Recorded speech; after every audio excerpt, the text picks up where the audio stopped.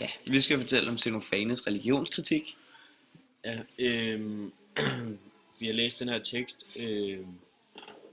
hvor Xenofanes forklarer om menneskets gudsopfattelse, og hvordan han mener, at den er forkert.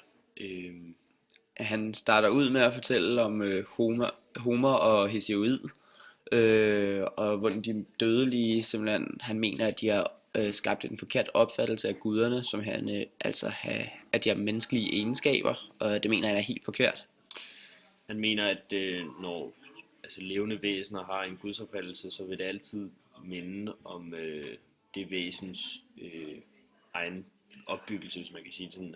Han drager linjer til etioperne, som har et syn som værende, at deres guder er braknæsede, sorte og blå øjne og rødt hår osv. Derudover mener han også, at hvis heste og okser osv.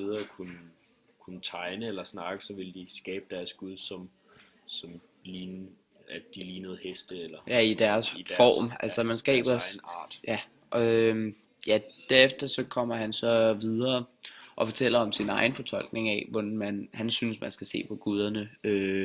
En gud blandt guder og mennesker, den største, hverken er leme eller er tanke som dødelige. Og han siger, at så den rigtige fortolkning af, hvad en gud er, han er ikke en menneskelig tankegang eller menneskelig form. Han er simpelthen noget helt andet, end hvad vi er. Altså, så selvom han bevæger sig blandt mennesker og blandt guder og mennesker, som der står i det gule stykke, så er han ikke dødelig på nogen måde. Til gengæld fylder han det hele, og han ser alt og tænker alt og lytter til alt. Ja, det var Xenofanes opfattelse.